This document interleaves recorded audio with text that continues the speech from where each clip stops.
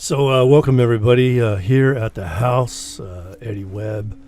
We are in Burbank, California. We just watched Blackwater, written by Boise, here from Parker, Arizona, right? Yeah. We have Kyla, who's the Kyla, okay, the main driving force of this amazing piece, and then.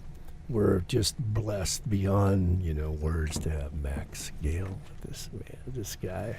When you get old, they say shit like that. Yeah. Yeah, man. This guy is like famous throughout Indian country, man. It's crazy, people. So we're really, really happy to be here. I'm happy to be here too. Yeah. So hey, we just watched the clip, and this is the first time you've seen this, right? Mm-hmm. What do you think?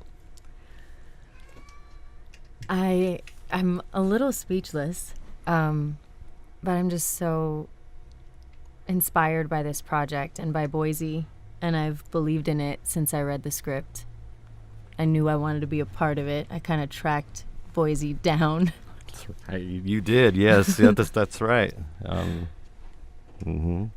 Well, tell us more about that. Yeah, you're like, how did you do it? No, I mean, what drew it to? What drew this, to you? What? Well, I first was introduced to Boise's work at the LA Skins Fest this year. His film Cowboy, which was amazing. And from the minute I saw even just a clip of it when he was nominated for multiple awards, just seeing a clip, I was like, whoever that director is, that's who I want to work with. Like, I could just see it right away. And then I was a moderator on a panel for a film there. So I had gotten the chance to see it, the whole film. And then a few weeks later, I saw a posting for Blackwater, and I immediately saw his name, and I was like, that's the director I want to work with. Yeah. So I shamelessly reached out to him, and the rest is history. We were casting, I think it was late December, and I gotten her. I scheduled her for, and she sent in her submission and mentioned that she saw my film at the LA Skins Fest, and so we scheduled you for an audition. So never before in my life has this ever happened. This is so embarrassing. Don't worry about it. I reached out to him because I needed to change my audition time.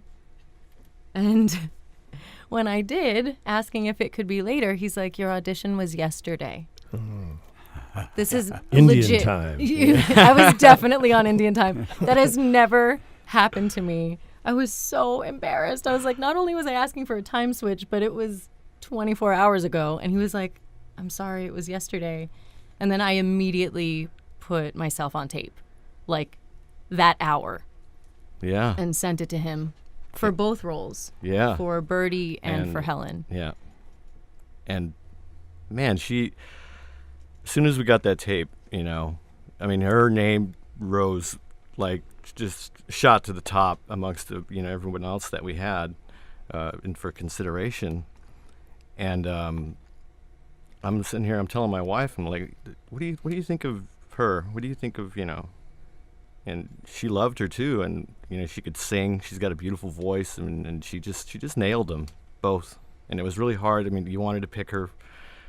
I mean, for me, I knew Birdie, of course, because we were having trouble finding the right person. But man, she came off really strong. But then I was cast at the same time in a short film called The Exchange by Jennifer Berry, which is a really lovely short film. And it was shooting the same exact week.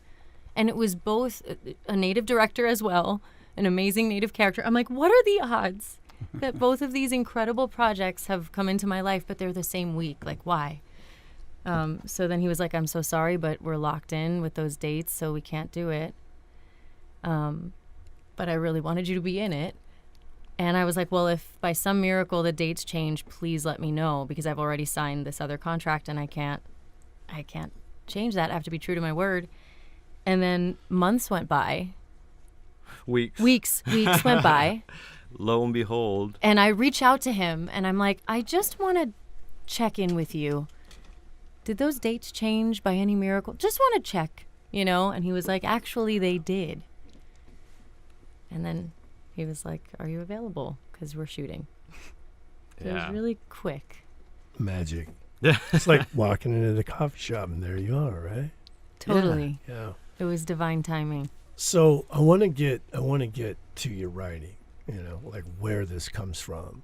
But I am curious, Max, as you know, in your craft, what did you think of the timing of these actors? Well, I have trouble with that idea of timing. Okay. What we think it is, you know. Mm. There was a many years ago. Because I think it comes from connection of the material, and the timing's there. You know, in the flow of things. It's not a I'm counting to three. You know, a lot of times the directing can encourage someone to take some time. You know, or bring it together. You know, that can help with that. But I think what it is real beats happening. You know, but I wanted to tell us. I think it's relevant. Many years ago, I was working on Barney Miller, and there was, you know, the oldest actor on our show was James Gregory, who played Inspector Luger, and Jim had done Elvis movies, he'd done World War II movies, he could do it all, and he played this old inspector who would come into the squad room, and there was a joke going around the set one day, and the joke was, you say, ask me what's the most important element of comedy. So you asked me what's the most important element of... What's the most important element of comedy? Timing. right. So we ended up at Jim's, and Jim was a drinker, and I was a pot smoker, and we were talking. He said, what was that joke that was going around today? And I said, ask me what's the most important element of comedy. He said, seriousness. And I said, no, you're supposed to ask me what's the most important. And he looked at me like, why would I ask you? You know, affectionately, but you know. And he said, okay, what's the most important element of it? And I stepped on it and said timing, and he said, no, it's not, it's seriousness. So, you know, I guess as an answer to that question, you know, there's a wonderful flow to what's happening in that meeting, and I see that everybody found that together with each other, you know, and that's where the timing comes from, I think. Yeah. I mean, you have the beats and the seriousness here. I mean, all of that arc, right? Because I want to laugh and cry, you know, through this short piece. You take me on a journey, unfortunately, that in many ways I have lived. I've been sober for 33 years. In August, I finished my doctorate degree. Branxton, in fact, called me up at midnight, yells, hey, I'm playing you in a movie, man. And I was Wow. like, That's great, man. And so... yeah, you know, I think and then of course Parker, but it's your presence and your chemistry among. Do you just feel that, Max? The chemistry between all the actors, it's just overwhelming. Yeah. How did you feel? Like, did you shoot this in one long sequence, or were you cutting it up and taking different takes, or did you just let it go? Well, I mean, I'm not sure I understand what.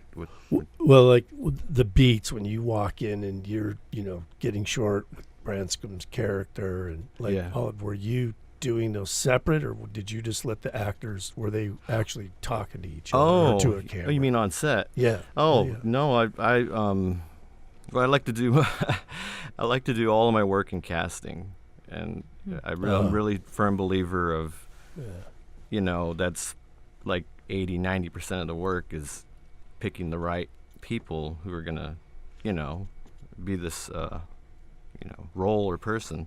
And then once I get on set, I mean, to me, being on set, like, my job is pretty much almost done. It's probably the most relaxing day out of X amount of days in pre-production, and then getting on set and then just letting these guys let loose with, what they bring to the table, and that's the joy really for me.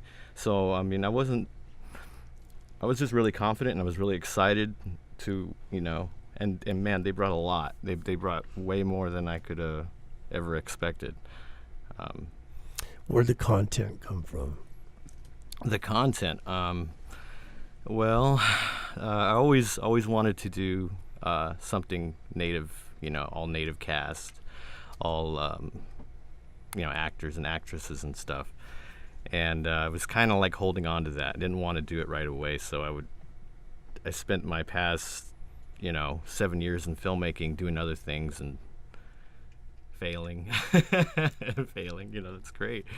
But I didn't want to do anything that had to do with a Native American story or talent or anything until I thought it was, ready, because I wanted it to count. But I mean, you're tackling these ideas of trauma in the community. Yeah. What? I think, well, I battled with addiction from when I was 15 to when I was till 33 years old, so about 8 years ago. And I was hooked on methamphetamine for that portion of my life. I didn't do nothing. That's all I did was put my mom and my dad through hell, all of my loved ones and everybody around me. And then one day I woke up in the hospital and I was missing 2 pints of blood. I was pale white. I was all by myself. My wife was at work. She could have cared less at the moment either, because they were all fed up with me. I ended up in the hospital, and I was bleeding internally. And I remember the moment, the doctor, he said to me, he goes, it was just me and the doctor. And he said something very peculiar to me. He said, you know what, you got a hole right there. And he touched my sternum right here in my solar plex. And he just like looked at me, and he left me in there, and I just was floored, because I knew what he meant. He wasn't being literal or anything, but I knew exactly what he meant. So I walked out of that hospital that same day. They put 2 pints of blood back into me and kept me for 2 more days. I walked out. I never looked back ever again, man. I was like, that moment I gave everything to God, and I said, you win. I'm going to do what you want me to do. Just lead the way. I don't want to die. I don't want to die. You win. Especially like this. Especially like that, yeah. And so is that what drove this particular pages? Yeah, right so this is kind of like bubbling up, in my writing, because I've been focusing on my writing for the past year, and I forget who I was talking with. I think it was my wife or somebody, but I think it's just kind of like things are kind of bubbling up from my past that I'm able to get on paper. That's the only way I could. It feels more subconscious than anything, But I figure, I did 18 years of addiction. I'll do 18 more of this on paper this time, and hopefully it'll, I'll get paid back what I'm owed, because I was robbed, man. I was so robbed from that addiction. It's bad. Yeah. So was your process as well in this? I mean, when you read the character of who this person, I mean, you pull it off so well, right? Thank you. Yeah. Did you have? Were you connecting to that sense of somebody being on this journey of recovery and dealing with these sorts of traumas in Indian country? Or? Yeah, I immediately connected to Boise's writing. I think his writing is poetry. It's like he leaves us so many beautiful clues in there. The best writers do. Yeah. They don't have to put it all out there. It's like a treasure map, and it leads you to the heart of it. And I was just very connected to how many times she's broken her own heart, and how we all do that, and how she's still getting up in her own way. This is her version of getting up, And even in the process of the audition, like to have that, for me, I'm so focused and organized and I have tunnel vision for my dream, and I always have. And to start it in that way that I wasn't there, it was like I started in failure, which I think was such a great, like, what a blessing, because I was like, I know I want this. And I fought for it. And so I feel like Birdie has that fight in her, even though she's just fighting herself right now. Yeah, maybe. You know? Listening, it's like, I think that's what your character is so powerful for me. It's the empty spaces that you create for yourself, you know? Yeah. I mean, I think that's what really pulled me in is just, that part of the character, because it's so real to me. I don't know. Yeah. It is music. That's what you are, man. You're like, you're writing music in many, many ways, And it's just that, I don't know. Help me out. I could see that. I mean, Yeah. when I write, it's got to flow, just like a song does. It's got to have a rhythm and a pace to it, and yeah. I think it's going to resonate across, a lot of people, Like Yeah. I said before, I mean, to me, this is like when I first watched, a Sam Shepard play. And I just couldn't stop watching it or thinking about it. All of the different characters you bring into this conversation. I mean, Yeah. Gary's just beautiful. Right? Yeah. Well, I had gotten a lot of inspiration from Cuckoo's Nest too, and I mean that's just beyond its time then. I mean, it's such good dialogue, man, and it's all just bombarding, upon each other. You got a group of, I don't think they had 8 or 10 chronics in all those scenes, and everybody's got their 2 cents. And I love that. I love that kind of write. I love juggling multiple characters all at once, and each one of them is just different. Got their own flaw, so to say. Did you have an audience in mind, like an age group or a demographic, or Yeah. where were you going? Well, 18 to 45, but then we found some analytics on, Facebook does these analytics and stuff like that, and also got some feedback from some other people, and it's more kind of like 20s to late 50s, 60s type of crowd, more for the older people, but yeah, they made us. We had to. We're building a franchise, not just a pilot. We're doing like a whole thing with like a comic book and a game and all the other kinds of multimedia platforms and things to branch this out on. So yeah, we did the whole Bible and the demographics and everything like that. And Are we going to stay in the room, or are we going outside of the room in the future episode? oh, we're definitely we're gonna explore the res. Yeah. Yeah. You're gonna get in the truck and Yep. go to a concert. Yeah. Absolutely. How famous is your character outside of the rooms?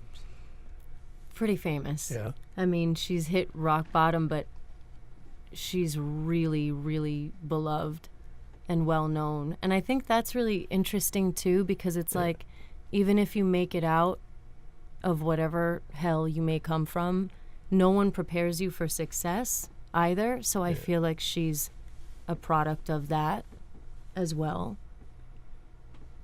And that'll People prepare you for failure. right. Nobody prepares you for success. And they're two sides of the same coin. That's interesting. Yeah. I know Joy Harjo wrote a book about that. One of the things we don't do enough of is talk about our failures. It's always only, hey, look what I did, but we don't talk about the 10 things that we had to fail to get there. And this idea of the opposite of preparing yourself for success. What does that mean? How do you deal with it? And how does it end you up in the circle? Right. Yeah. Yeah. It can break folks too. You're making me think Yeah. of her poem, my favorite poem by Joy, I Give You Back. It's all about fear. Yeah. And Do you know it? oh, I wish I knew it off the Yeah. top of my head right now. She's so wonderful. But the first line is, I give you back my beautiful and terrible fear. And it's all about how we are a part of our own destruction. Like, we give fear the knife. You know, it's Yeah. Wow. it's beautiful. You have to read that poem. It's one of my favorites.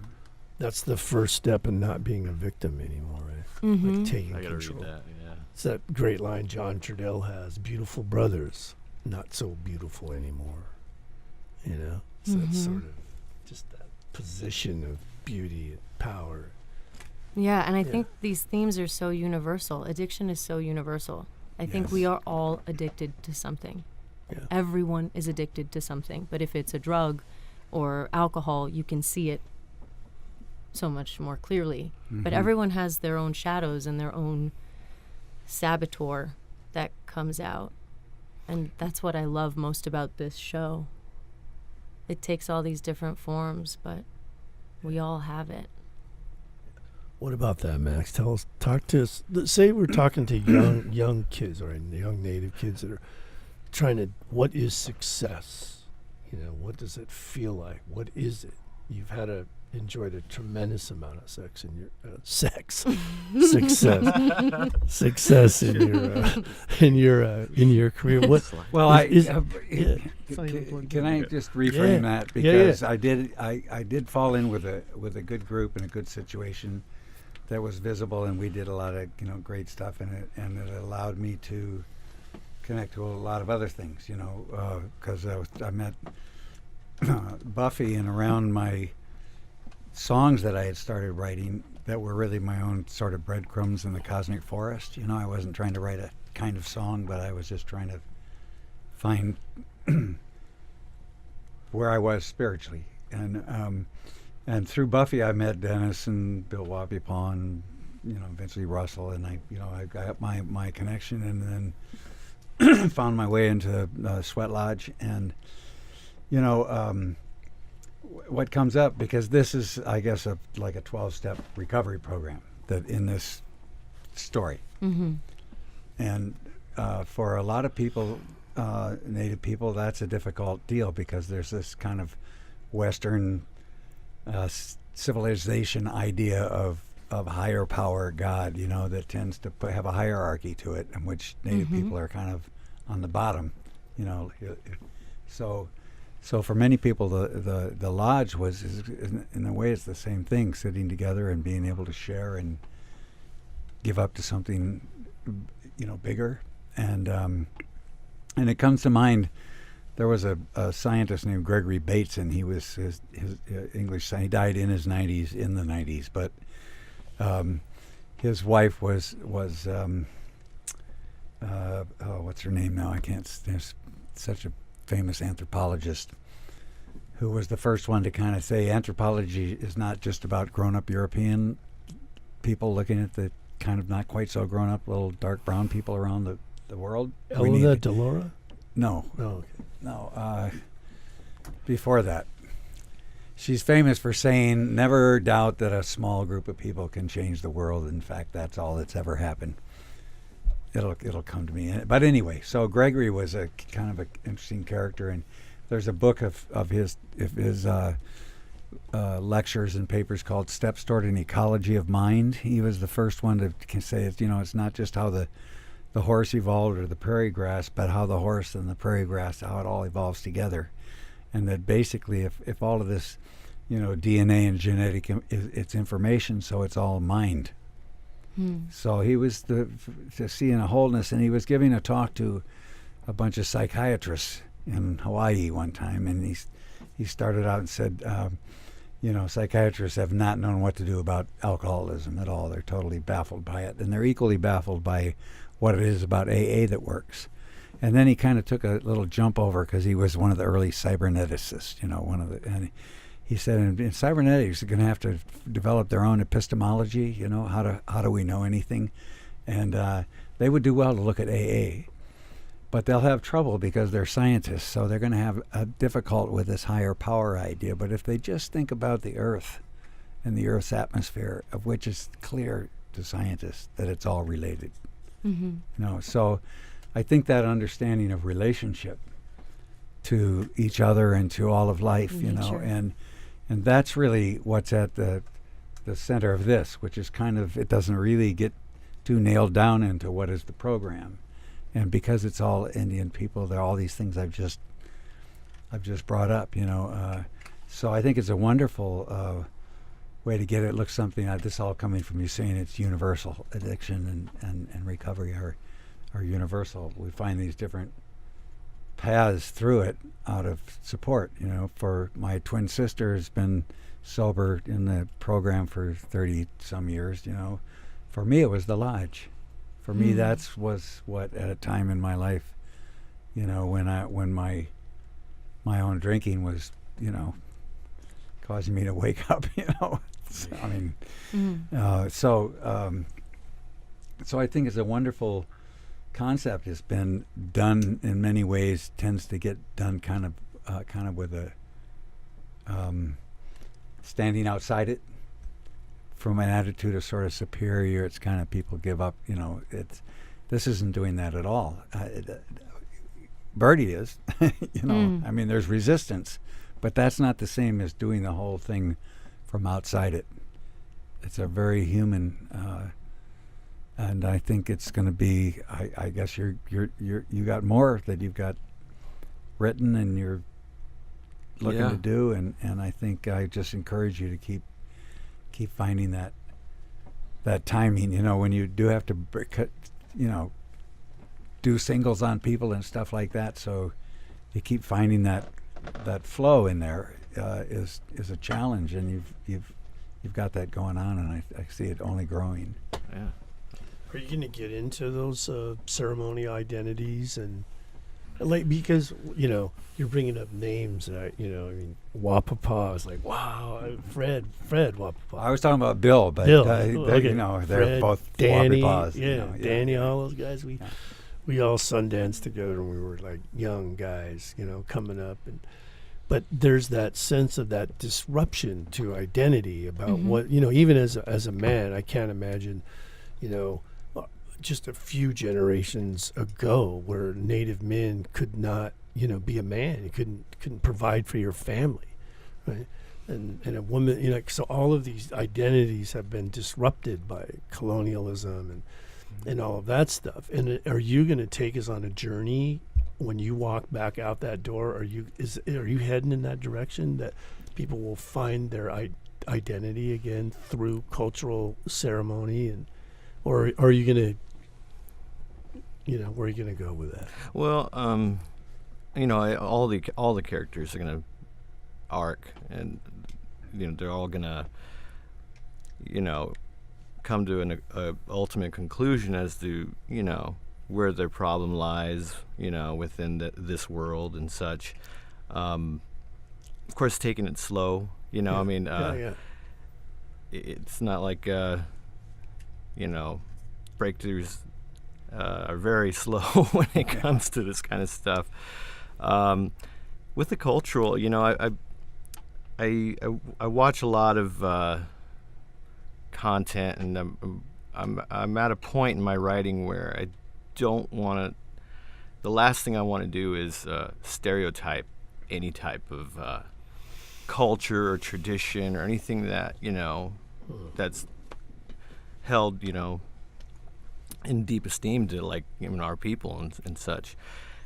But with that being said, I also do want to integrate that within the story. But I want to do it like in a very real, kind of like it taking a back seat. So it's more in the subconscious as a normal thing, rather as opposed to, look what we're doing here. We're burning sage, and we want you to see this.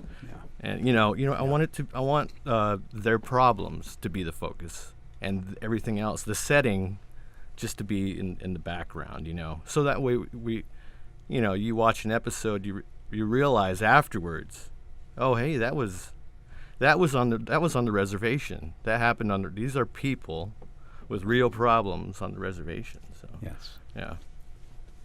Good. Yeah. What you were saying about what Native men were experiencing just a few generations ago, and even currently in some places in Indian country, is making me think of an article by Mary Catherine Nagel, Cherokee playwright Mary Catherine Nagel, dear friend, amazing human being and lawyer, and Gloria Steinem.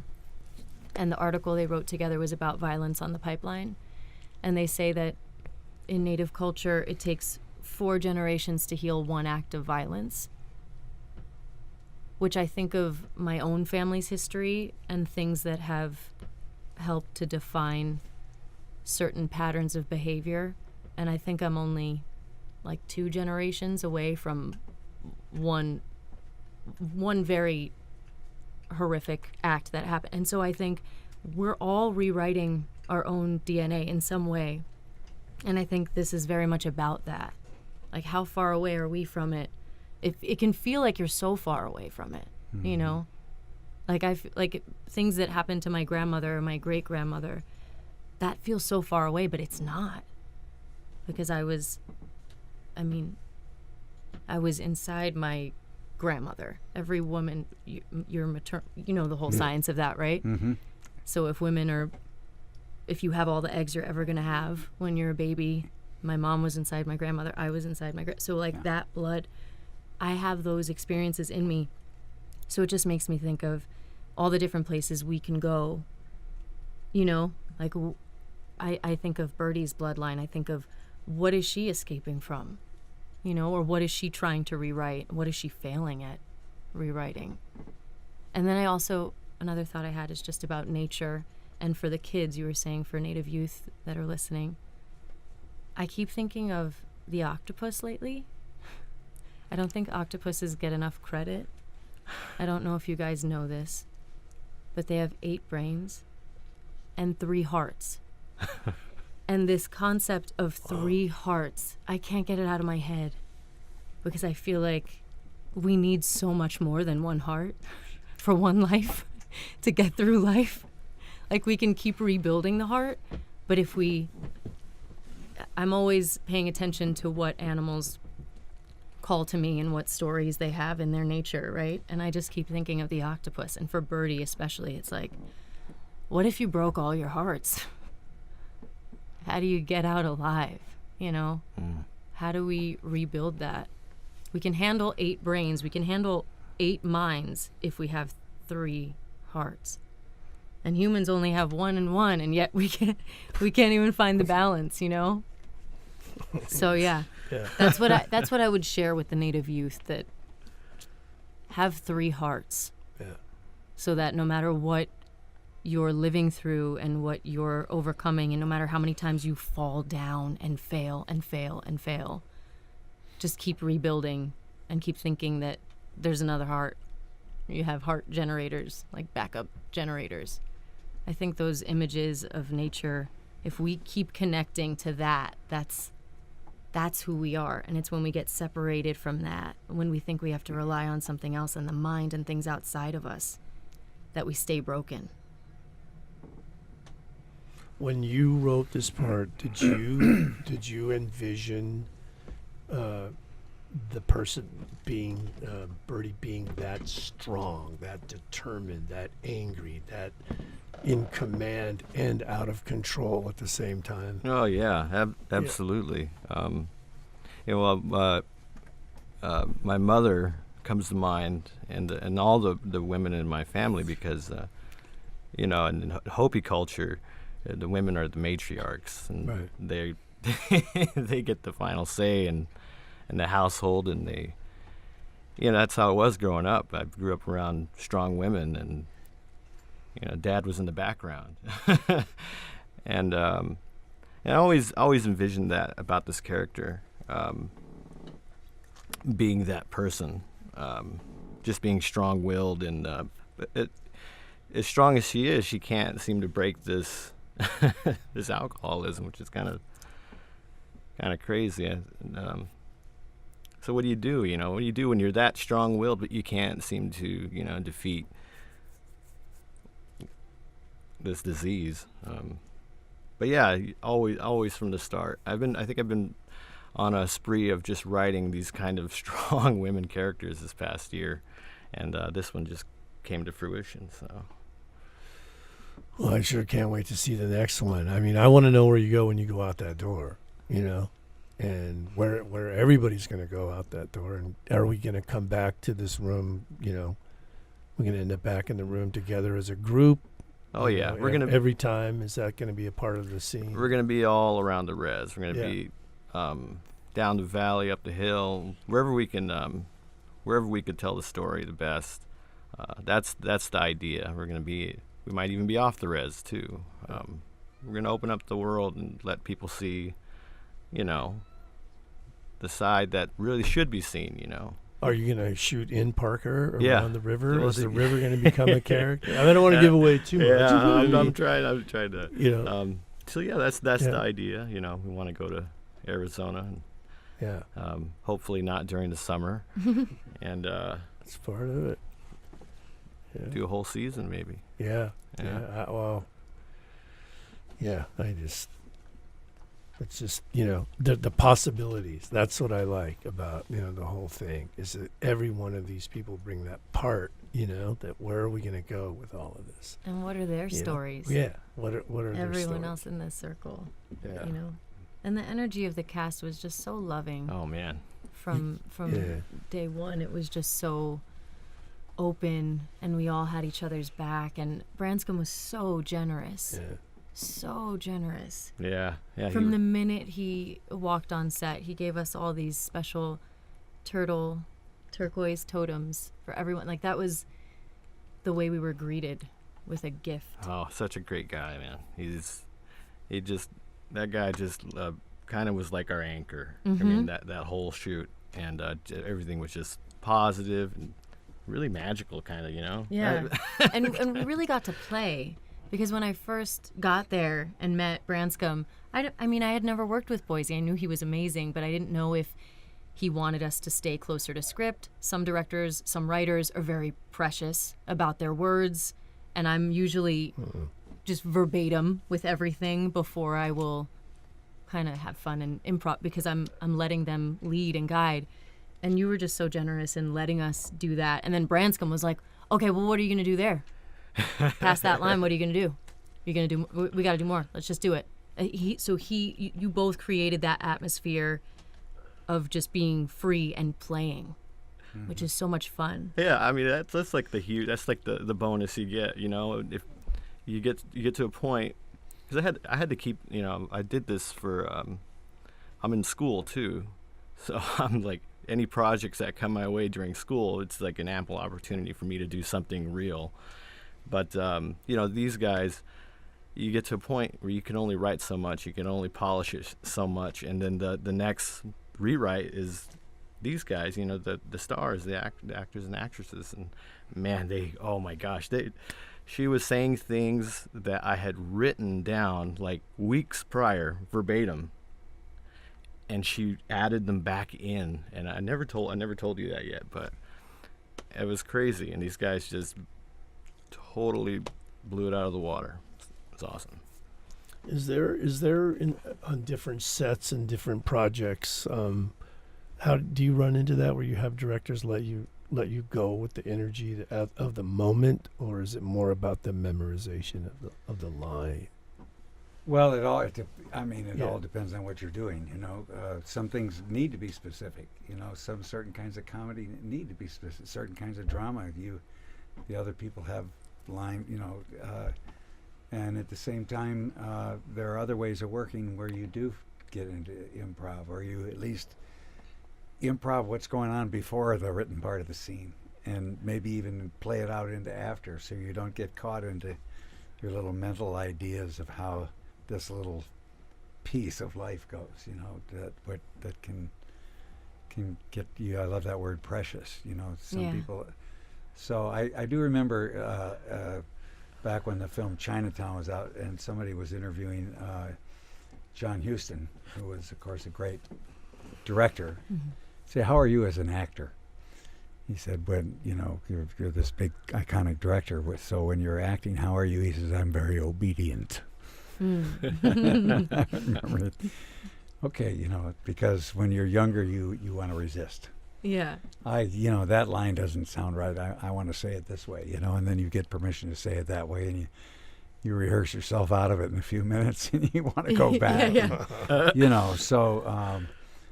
Like all of life is really about vibration, and so that's the same. That's true with the life you're looking to create together. So it's really situational. Yeah.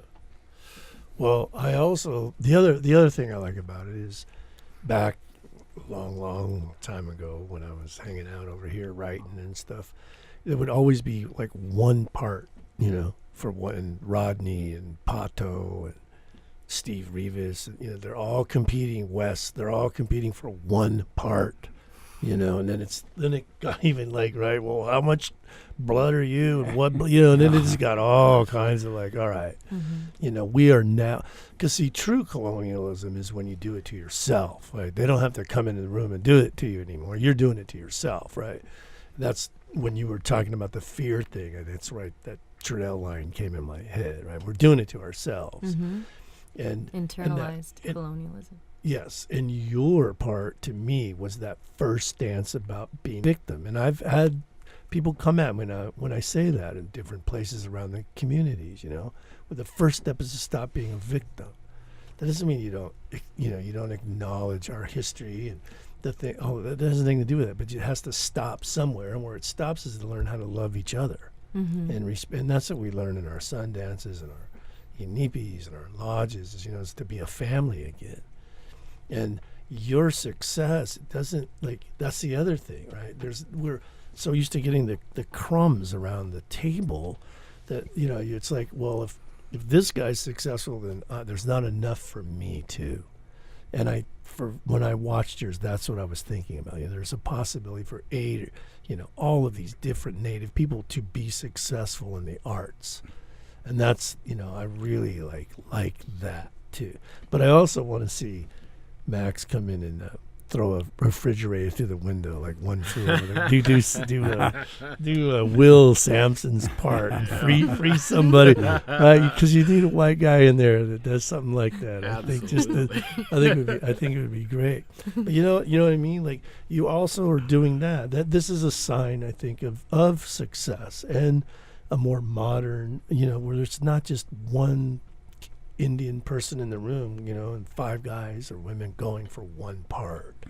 That to me I find exciting, and I want the show to be successful. I don't know if you run into that. I live in Phoenix. I'm totally out of all of this stuff, but I mean, are parts hard to come by for native folks these days? I think we're living in a really exciting time. Yeah. And I think the world is shifting and we're reframing the narrative. So I don't feel that.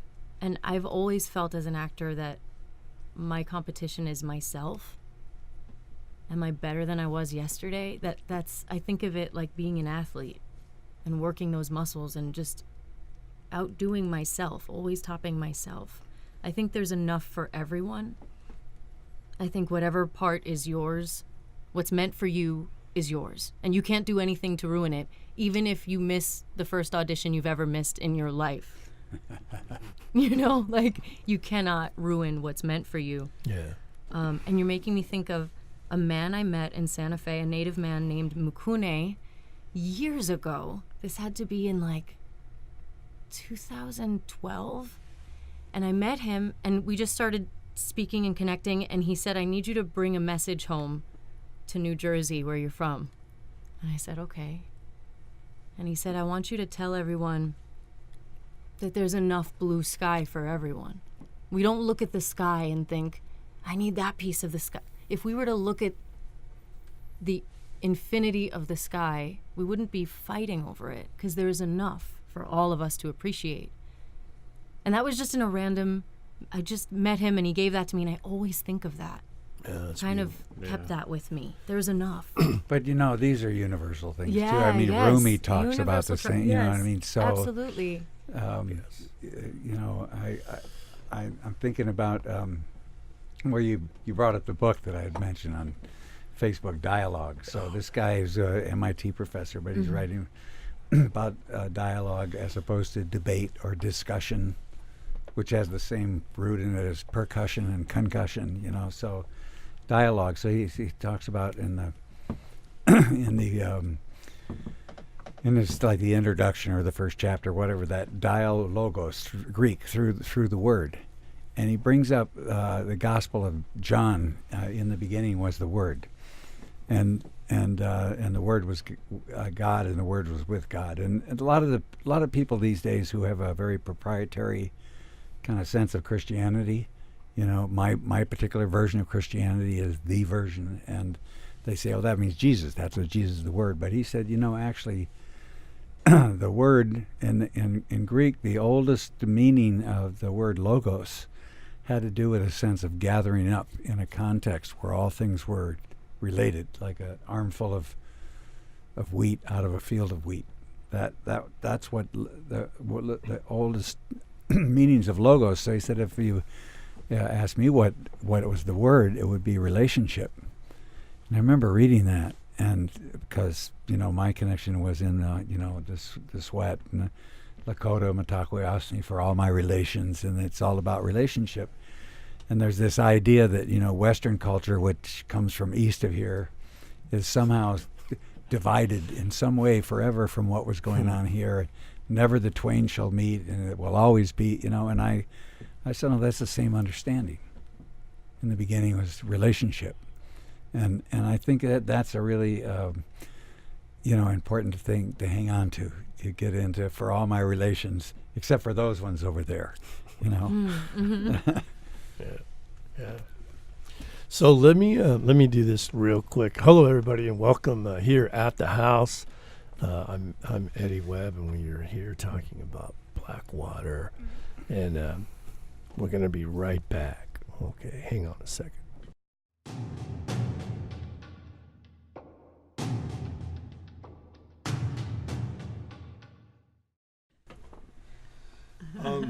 What did you think of your performance? Oh gosh, that's me at my craziest.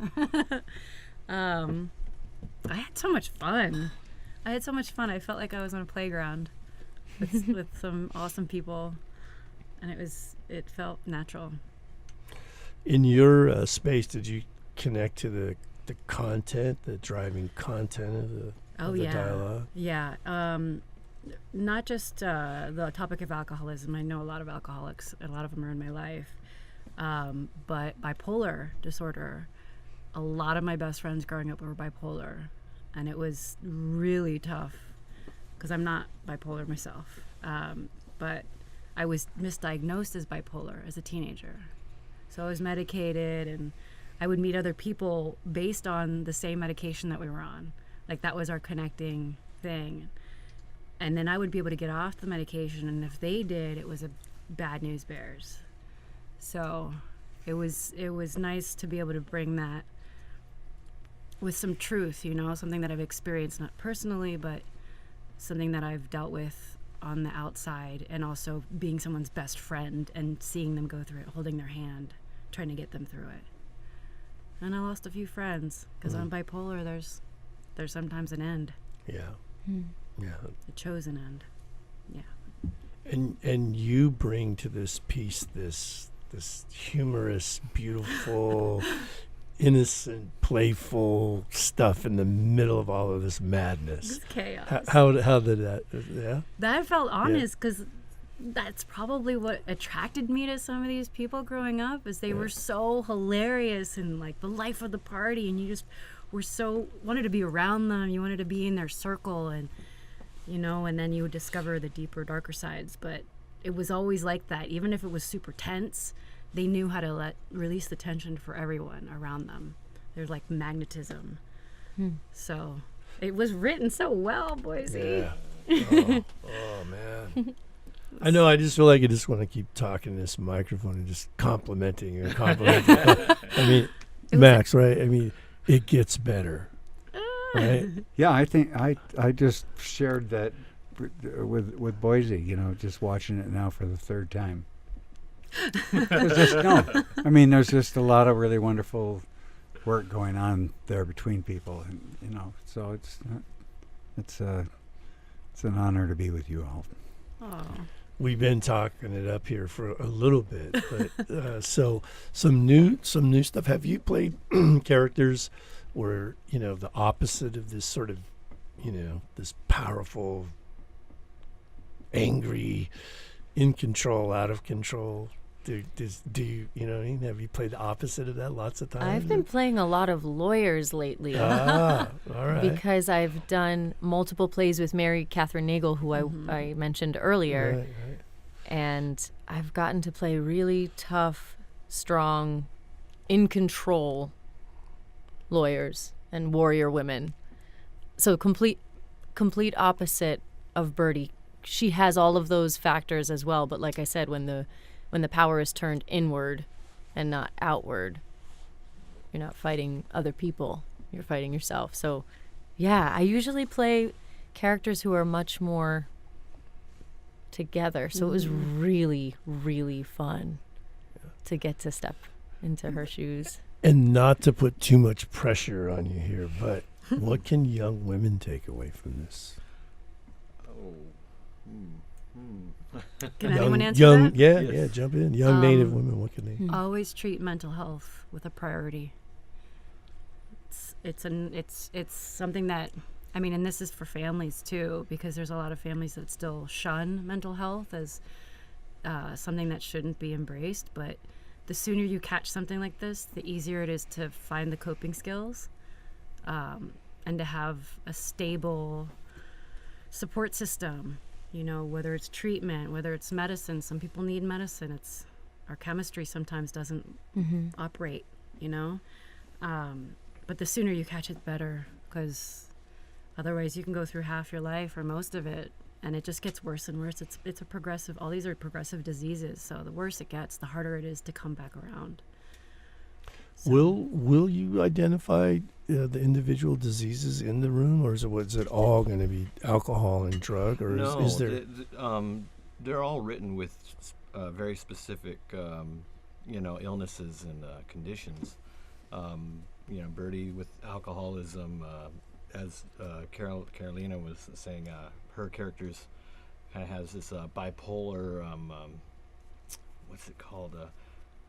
There's another condition, but I can't. It's not coming to my head right Borderline? now. No, Manic disorder. Is she I'll take a shot. She's sex love addict? she's hypersexual. Yeah. So she very.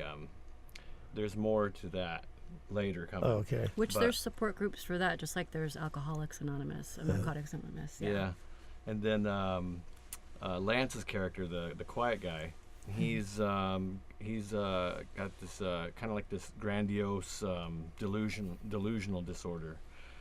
He thinks Narcissistic personality disorder. no, it's like a traumatic. His backstory is he lost his wife and kid in a tragic car accident, and since then he just kind of like froze and stopped, just kind of went catatonic, so to say.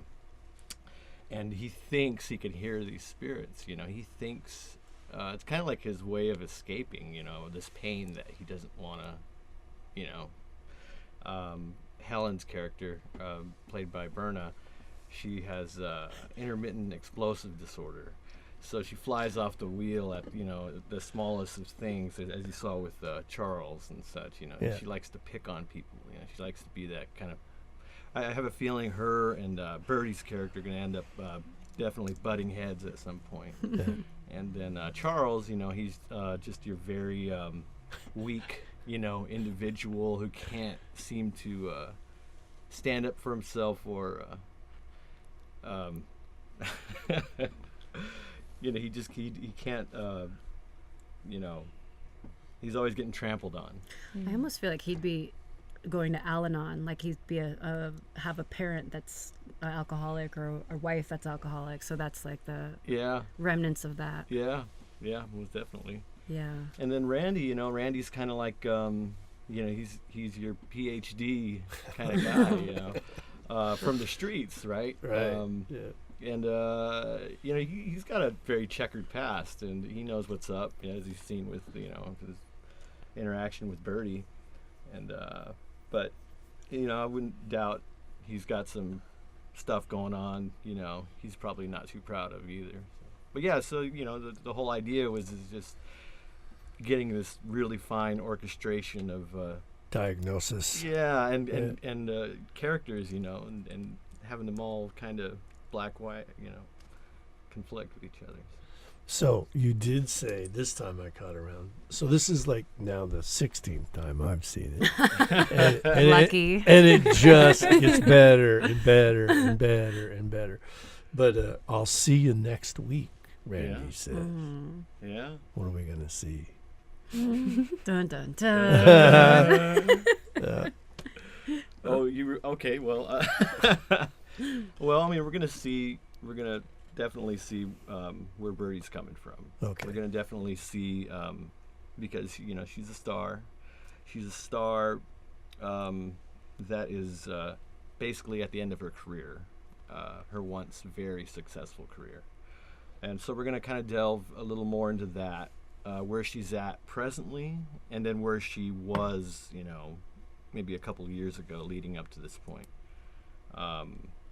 But then the main story is her, taking these baby steps towards, her first moments of realization and stuff with what she's dealing with. She's still blind, she's completely blind, In denial. Yeah, and in denial and everything.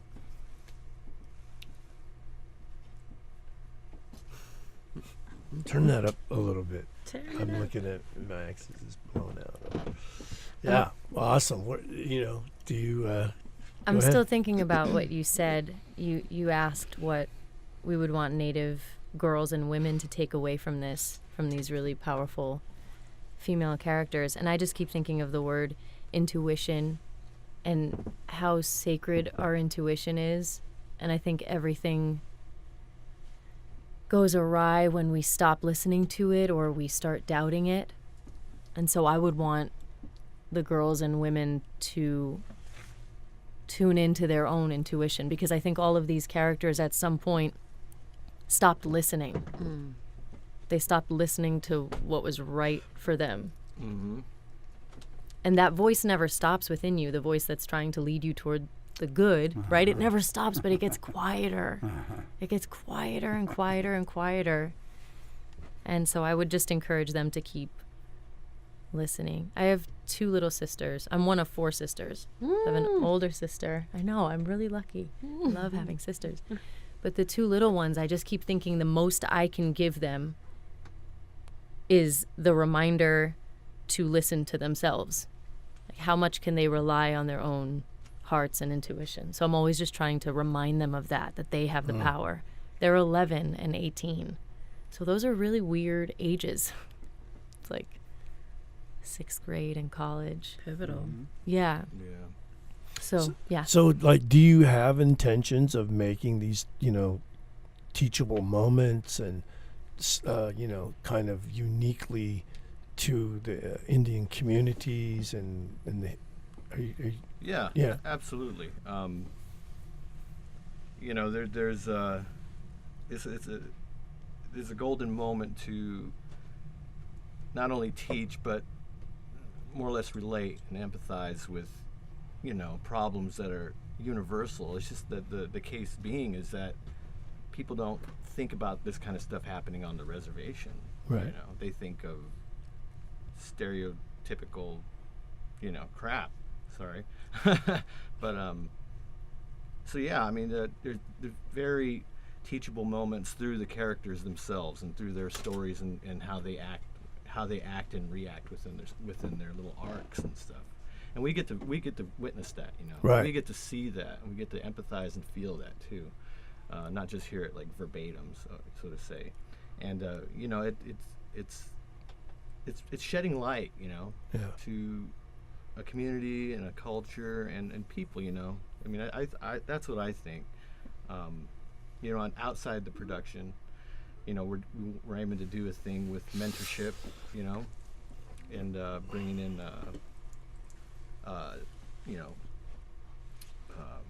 Specialists.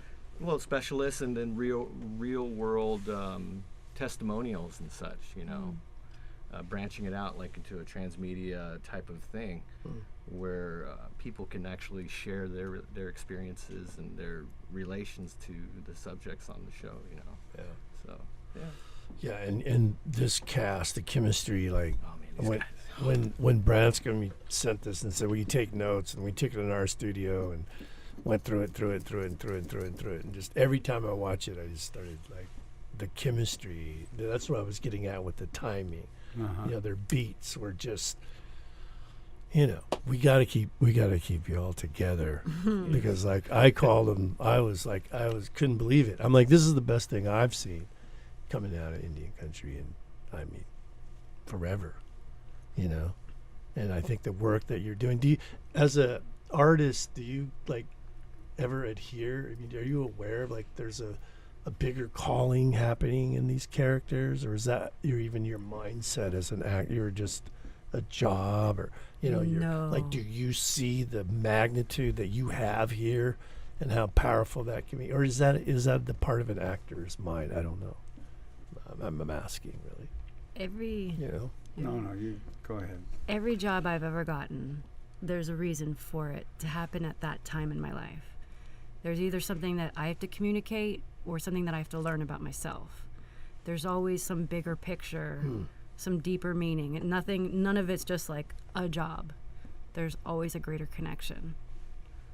Because I was getting into that identity thing, you know, because growing up in the community, they're always, even as young people, they're always saying, you know, you have this responsibility to go learn and come back and give back. And Right. there's always this pressure of, you know, I got to do this thing. And maybe that's not part of this.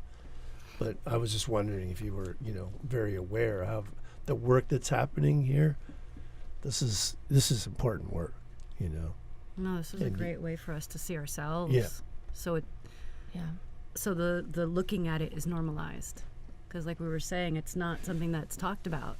Yeah, You like know? that. Yeah. So looking at it and studying it and dissecting it with some laughs Mm-hmm. Yeah. is good because it's all real. It's got the highs and the lows. I think also as artists, when you're just starting out, you're very much encouraged to say yes to everything and be grateful for everything that comes your way, which I completely agree with. You always have to be grateful. But I think no is a really powerful word. And I think, If it doesn't serve you yeah, I don't, spiritually, not just financially. yeah. Well, I've But, always heard, have you yeah. guys heard of the 3 Ps? No. People, project, pay. And everything you do has to have at least 2 of the 3 Ps. Well, that's good. You know, so I used that to guide me when I was first starting out, but now I just listen. I just listen to what resonates, and if it doesn't feel like it's gonna serve some greater purpose and affect someone in a healing way, in an uplifting way, then I stay away from it. Mm-hmm. Yeah. I don't think we have time anymore Mm-hmm. to do anything less than work that takes us somewhere else. 'Cause that's the whole purpose of art. Right. Yeah. You know, we need to imagine that. another world so we can build it. Mm-hmm. That the artist is meant to afflict the comfortable and comfort the afflicted, right? I like That's the that. higher calling of art. I Yeah, like this- that. yeah, it's That's not- growth. Yeah, there is that higher, Afflict the and even comfortable culturally, and right? comfort The the storytellers afflicted. I were love that. revered. You know, I mean, everything revolved around those ceremonies of, you know, keeping the oral history and all of the knowledge in the story. So that sense of tradition of being a storyteller, and you know, is very Sacred. sacred. Yeah, I'm trying not to use that word, but I Wow, what's wrong with it? I don't know. Just, you know, it was Make it that's precious everything. You about know, sacred. that was sacred. You know, it's like, what else is there? What else we got? You know, Also, artists. because I'm sorry, but No, go because ahead. you said what I'm doing in my work is that sense of normalizing, right? Yeah. So when he says a skin with a PhD, right? Yeah. Love that one. So Someone can see themselves like that in the future. yeah, we want that to be normal. Exactly. I was asked to go do this speech up at Adobe in San Jose a couple weeks ago, and I was talking about my dissertation that was modernizing the language. And up there, I thought, I'm changing that from modernizing to normalizing, you know, because I never grew up with, I didn't know anybody that like went to past like the 6th grade, I think, you know. And so that idea of normalizing these, you know, what you can do with your life, I really like that. Yeah. You know. It's accessible. Yeah. So sacred, Max. Well, talk to me about sacredness. Well, I don't know what to say to that, to be honest with you. Right. I'm still thinking about Yeah. normalizing Yeah. and how the highest form of racism toward Native people is invisibility, That's right. Yes. right? So Yes. the more we normalize and the more we see Native Yes. people in today's context, not just in the past, Yes. not in these old stories. Feather and Yeah, buckskins. yeah. Exactly. The more we see ourselves, the more present we become, and the more that invisibility, we're not enabling it Right. anymore. We're saying we're here. We never left. We were always here. You know, and that was a lot of John Trudell's last years. This is a lot of what he started talking about, like protesting and all of that. And I've been doing that in my work too, right? It's when the minute I take on, you know, protesting against something, I give up my true identity. Huh? Mm-hmm.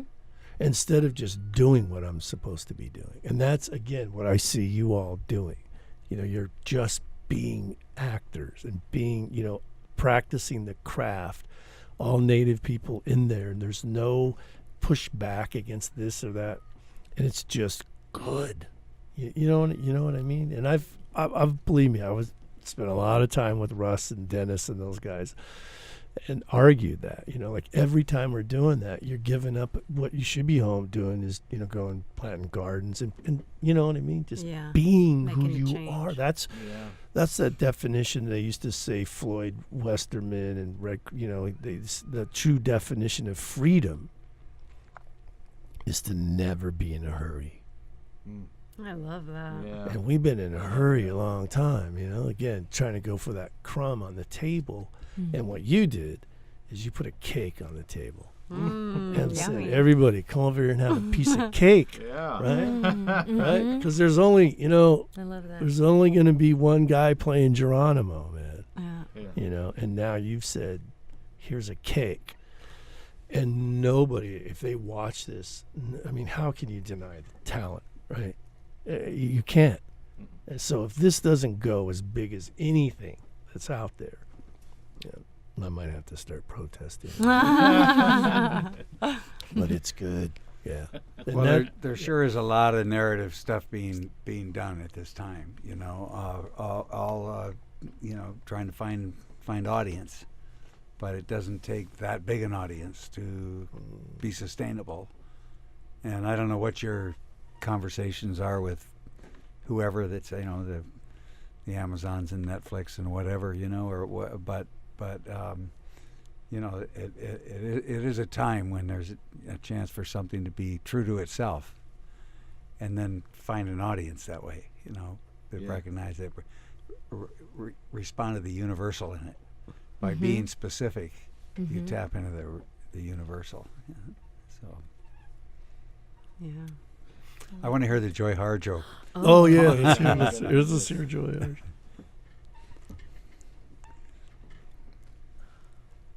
This is I Give You Back by Joy Harjo. I release you, my beautiful and terrible fear. I release you. You were my beloved and hated twin, but now I don't know you as myself. I release you with all the pain I would know at the death of my daughters. You are not my blood anymore.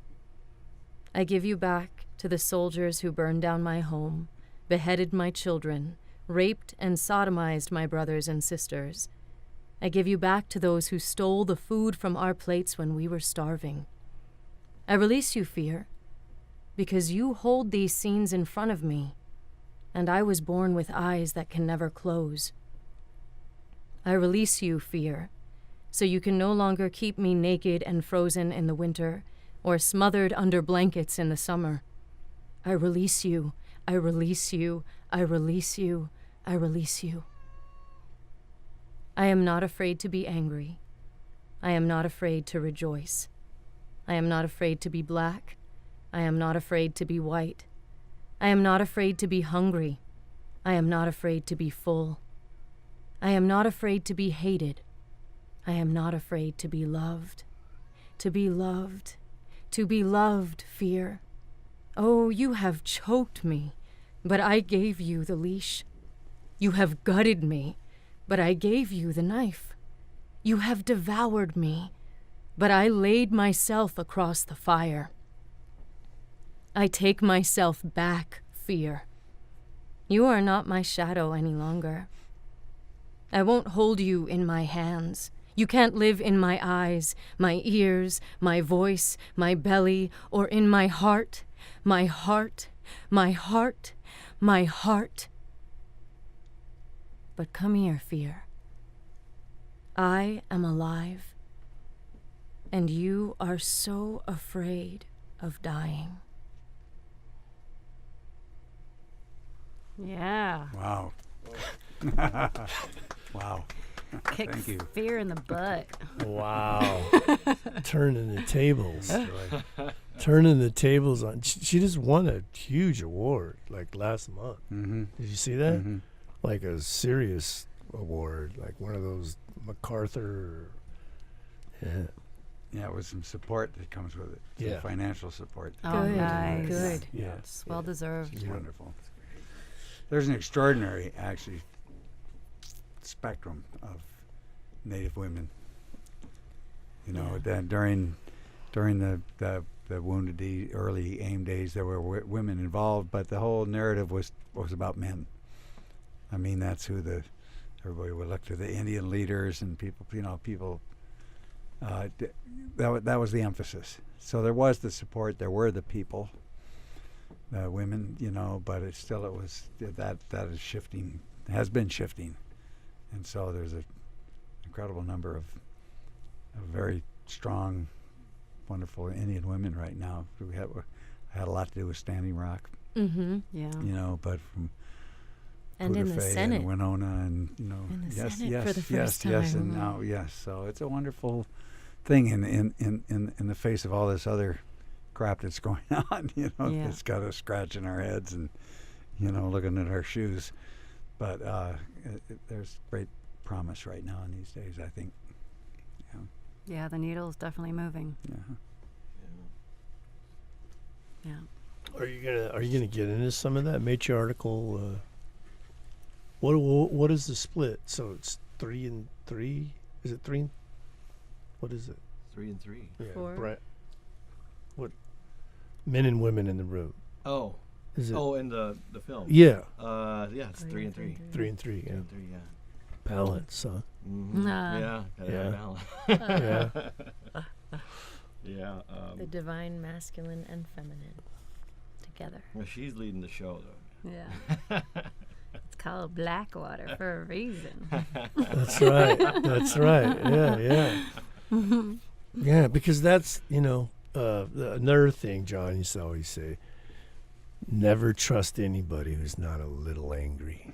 I You love know? that. That's Right? Yeah, but he shifted over time. He should have. That was a mantra at one point, you know. Yeah. But he shifted over to particularly don't do anything out of anger Yeah. toward others, but do it for the love of your people, which is your people is however big you can make that, you know.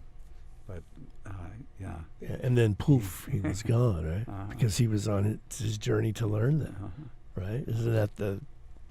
Isn't that Joseph Campbell, The Hero's Journey? Oh, right? yeah. Like we resolved that again, that transformational arc. Mm-hmm. Yeah, you're right. And he also got past being Indian and said, you know, started reclaiming that in my dad's tribe, on Nijo, we are human beings. Yeah. You know, this idea again of being Indian. Well, what? Yeah. Why do I have to do all that? You know, that doesn't even, I don't even know what that, you guys were lost in the first place, and now I have to be that. You know, like, no. I want to be taking that back. I'm a human being. A full human being. I'm not a half breed. I know you guys want me to be that, but quarter blood, either eighth. We're human beings. Yeah. Years ago in the longest walk that started with a ceremony in Alcatraz, and then everybody motored over to Sacramento and had a big, rally and all, and the walkers set off. And I was at that point, I'd come down and work a week, and went up, joined them when they'd just gotten past Downers Pass.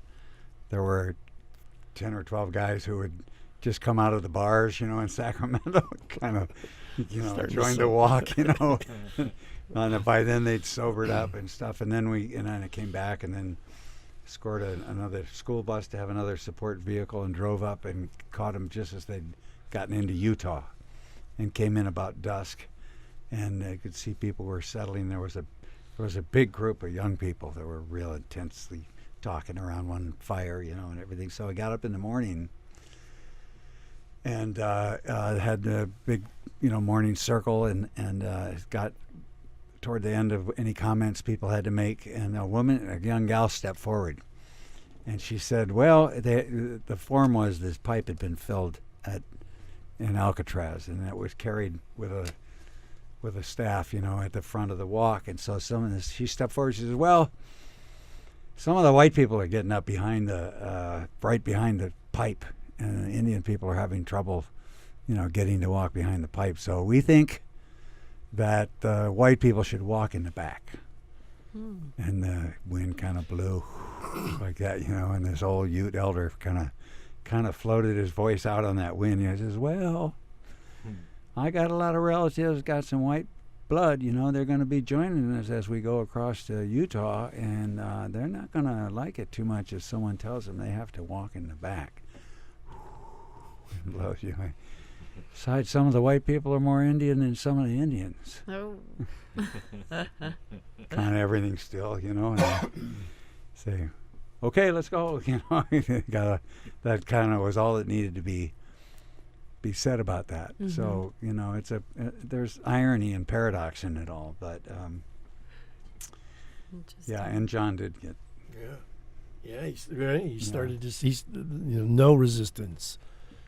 Like, you just got to stop playing with these guys and do what we're supposed to do, and be that human being, that full human being.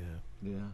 So, as the writer, are these the things that you're thinking about when you're writing, or is it we're not intentional like that? You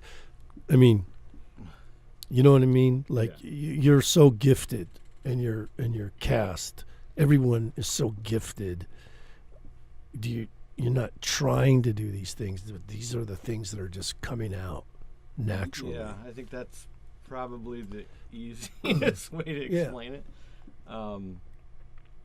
Because, I sit in a room and I write, and I ain't got nothing but my thoughts to play with and my own inner voice. So, they come out, and then I watch it later, and then I kind of, sometimes I'll have a humbling realization that, oh wait, what's going on here? What did I write? Especially when you do a workshop and you get your script read, you're basically laying your heart out there. So, but I'm very content with them. Actually, you know what? It makes me extremely excited now when I start to work on a new project, because like you said, it just kind of naturally flows. Are you writing a narrative along with the script writing, or is that how you work, where you have a story and then you're getting it into the dialogue? Or what do you mean, like a short story and then you're turning that into the dialogue, or do you start at dialogue? No, I start with outlines and world and characters and your 101 screenwriting approach to storytelling. So it's in the building the character that you're infusing these this native identity. There's AA meetings everywhere, and it doesn't have to be native people, but you start with the character. You start with the characters and the world and the setting, and the conflict comes within that character, and then that everything starts to take shape around that character. I like to work from the inside out. It's really, for me, it's a lot harder to work from the outside in because then I'm lost. I don't know who I'm dealing with or what's going on, or you know. But yeah, you start with the character, then you go to the world, and then you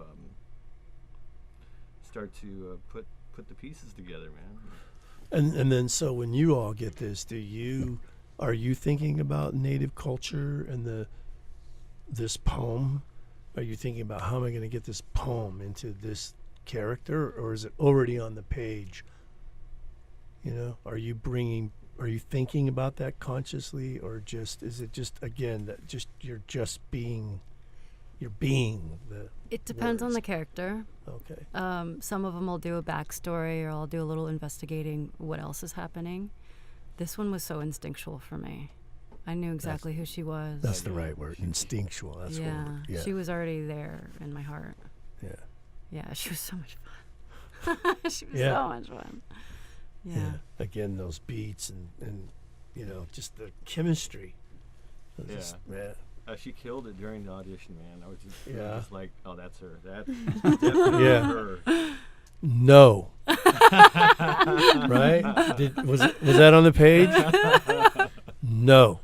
It was perfect. It was perfect. Yeah. And now you've had me saying, like, I've been, because I'm finishing my doctorate, so I'm like, I have your head, Randy, writing, Randy, I'm gonna write more Randy, They come alive. And I mean, so this is the first showing, right? Yeah. So this is as many people at one place have seen this.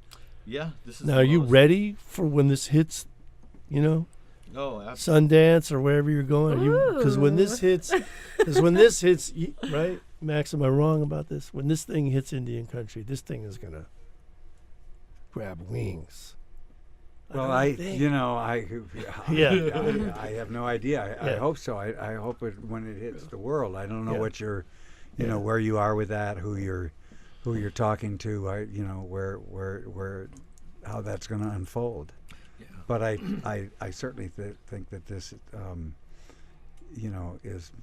is more universal than that. But it can mean wonders. Oh, I like I that. think Yeah. so. I like You know, that. Yeah. For that to happen. But even if its audience is smaller, for it to reach, for people to see this work, this approach to the work that works if you work it, and all of that.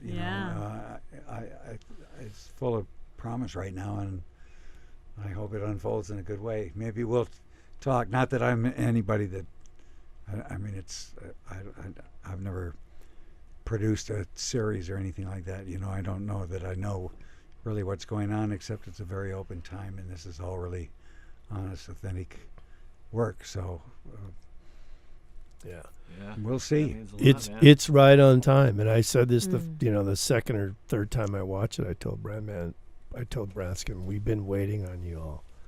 We've been waiting on you all for a long time, because I just not to put down other people's work, and I need to work on not saying things like that, but man, it's right on time. It's the right contact. It's the right cast. It's everything about it to me. It's like. And so for those of you listening, we're going to try to get this to as many folks as possible. We'll put up some contact information for you. But we need to get tribal leaders.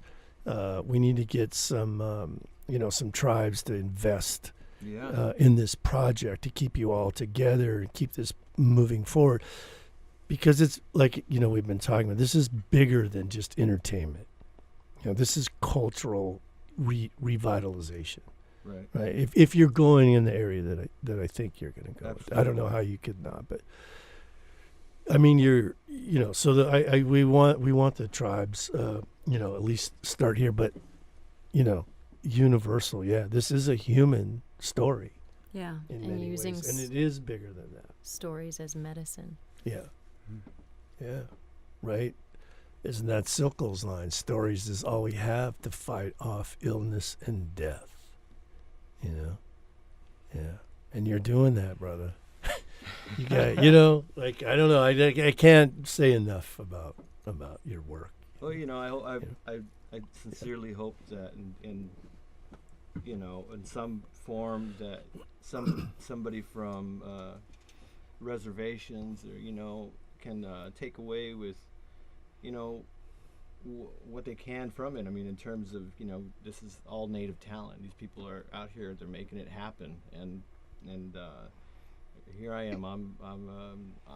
I thought I was going to die 8 years ago. I mean, I was in the least likely place in my life, and here I am now. I'm doing podcasts and talking to Max Gail and these beautiful, wonderful, talented people, and I got a lot more under my belt. I mean, I owe it to of course, God and my tribe. My tribe supports me. They push me to go out and like you were saying, we have to just do instead of protest. We just got to go out and do. Yeah. And you said it in a nutshell, man. Yeah. Well, I had always, like, as a young artist myself, I had always had this principle of God, and by God I mean the Creator, purpose, and play music. Like that was my thing. I had to have that in my life. I think to be happy, and to feel good about being alive. And I've recently added a fourth one because in a lodge that I was sitting in. Be powerful. Be powerful. That's who we are, right? We're connected to the entire universe. I mean, there's guys that could say prayers back in the day, that would bring rain, or move the clouds around and stuff. Heat rocks, they heat the rocks without a fire. Right? I mean, these are the things. Get the crops to grow. Yeah, right. Yeah. We're powerful beings. Every human being is, and so be that too. Be powerful, And what I want to say, to tribal leaders and to tribal councils. So here's the deal you made. I don't know, your generation, my generation. Right? They said, okay, well, go do all of this stuff. Right? Go make something of yourself, and we'll support you. Well, here's your opportunity, right? Because you guys did it. Yeah. You went out, you did it, and now it's their turn to step up and to support you. And I hope that's the message that we put out there for you. That is. Let's keep this going. You cannot watch this and not want to make sure this happens. Keeps it going. Let's make the earth move. Let's be powerful. Yeah. I have one magnet in the middle of my fridge right now, and that's what it says. What? Be powerful. Does it really? Wow. I just got it, and it's a girl, and she's holding the moon, and it says be powerful. That is so and today is a full moon. Yeah. It is. Yeah. It is. Once again, never original thought. Or it's all original, and we're just all so connected. Connected to it. Yeah. Well, one thing that just popped into my head is that there's another Blackwater that's been a part of our times, and in the news and all, which is basically war for hire. The company Blackwater. That was, that's resonated. That and the way these things work, I think, in human consciousness, there's this, this thing where if you connect something like that's very dark, everything about Blackwater and what they did in Iraq and what it's, so that's very dark. But here's this other kind of light in that darkness, and when that connection is made, then anytime people, the more that people get Blackwater connected with this, then that will resonate with whatever else is going on with Blackwater as far as that war maker dominance energy. Yeah, that is alive, the forces with voices. Clean swap. So. That's great, man. I didn't say that very well, but Yes, I think we're all digesting it, Yeah. processing it. Parting words, bro. Oh man. if I would just say, find your calling and find it is what it is exactly is going to make you the happiest person living this life. If you could and this is probably going to sound so cheesy, but if you could have a dream and you could control it and you could say, just get that moment of realization that you know what you're going to be doing and it's going to be the most perfect heavenly God gifted thing for you in this one life. When you realize that, then you just go, and it won't be like it'll be the best time of your life. That's what I truly believe. I mean, I'm all in. When I realized at 33, when I realized what it is God had in store for me, it was the most joyous moment of my life. I hadn't even done it yet, and I was just dancing around, just screaming wherever I was, telling him thank you, because I know what you got for me. So go for it, man. Go for it and make it count. Yeah, you're well on your way. Yeah. Thank you for writing. Yeah, absolutely. Thank you for listening to that. Yeah. You know. Yeah. And believing in it, because that's where it's at. That's where it's at. Yeah. And it takes a long time it's a scary thing to say, hey, you know, I'm a writer and I'm gonna write, you know, or whatever, a doctor, or, you know. Yeah. Parting words. I think there's always enough because we create it. So when you were asking about if it feels like there are enough roles out there or if there's competition, because the crumbs we were talking about and how now this is a cake, I think we all have to bake our own cakes and keep creating our own opportunities and not waiting and wishing for someone to see us the way we want to see us. It's like we have to create what we want to see. There you go. Yeah. Beautiful. Don't forget to breathe. Slow down and find what makes you fearless. Hold on to it and understand that may change too. And that's okay. It's all part of growth. But don't forget to breathe. Did we get everyone? The All kitty right. cat.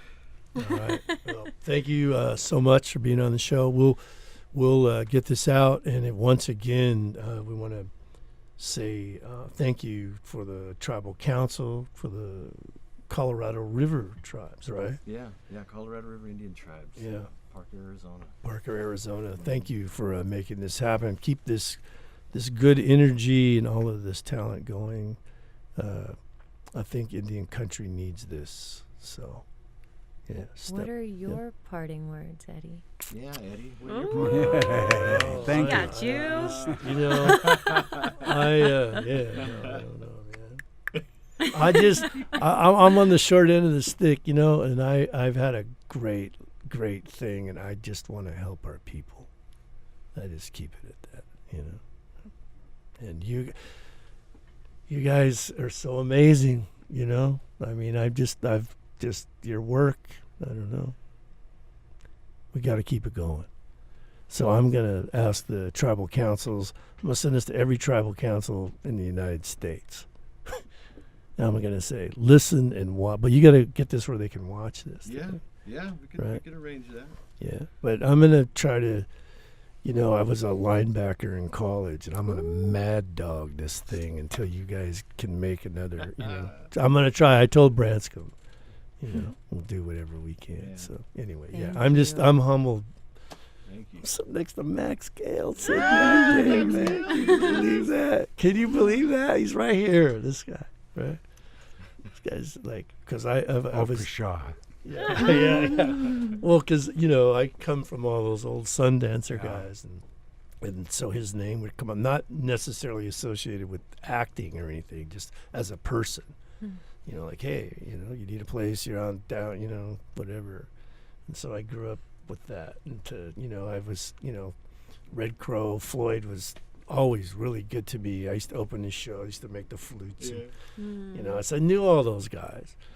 And other people that just loved this guy. And he's, it's just so nice to finally kick it. Well, they were my friends, Yeah. for sure. Yeah. Yeah. It was a very great blessing in life. Yeah. I was doing recently doing a project, interviewing. We were doing all these interviews with him. And they showed me a picture, and I'm like, there's Max Gail. It's like, Muhammad Ali. And, I don't know, all of these You guys. mentioned that earlier. That was at the end of The Longest Walk. So, Well, these were all black guys, like Stevie Wonder. And, well, there were a lot of black guys there. Yeah. They weren't all black guys. well, no, well, you, no, it and was, you, and I was like, happened? what? What happened was Who's this guy? what happened was that they got into Washington. They had a concert, and Ali sparred a few rounds, and they did all that. We got back to the hotel, and Buffy and my friend who had connected me with Buffy, but anyway, Kaylee, they came up and said, we have a problem. We don't have a picture of all these people that are here, so to give to like People magazine and whatever, so we've gotten people to show up. We didn't get a picture together, so we've got everybody here, but Marlon is not coming out of his room. So I said, okay, so what room is he in? And I went up and I banged on the door. Marlon! So, I had been set. I had a quest. I was given something to do, and well, everybody's waiting for you down. All right, And so I came down. I said, he says he's coming. So a few minutes later, he shows up. He comes in. God, who the hell was that? I said, I think I'll sit over here. And so then it was like, well, so how are we going to pose? Let's get around the piano. And everybody was really shy with each other, which often happens. You got Ali and Stevie Wonder and Dick Gregory, and I'm thinking of all the black people now. Anyway, Richie Havens. So Buffy finally says, okay, she takes over, says, Ali, you sit here, I'll sit here. Floyd, Stevie, you be here. Floyd, and he kind of places everybody there, and then they get ready. Okay, let's take the picture. And she says, Max, get over here. You're supposed to be over here in this picture, I said, okay. Came over and got behind Brando, and I've always wished I'd had the nerve at the time to say, I'm the guy that woke you up. I'm sorry, but I'm glad you're here, or something like that, because I just, so that's how that picture happened, and it was like the only picture of everybody being together. And for me, it was certainly a time when I knew I was in the right place.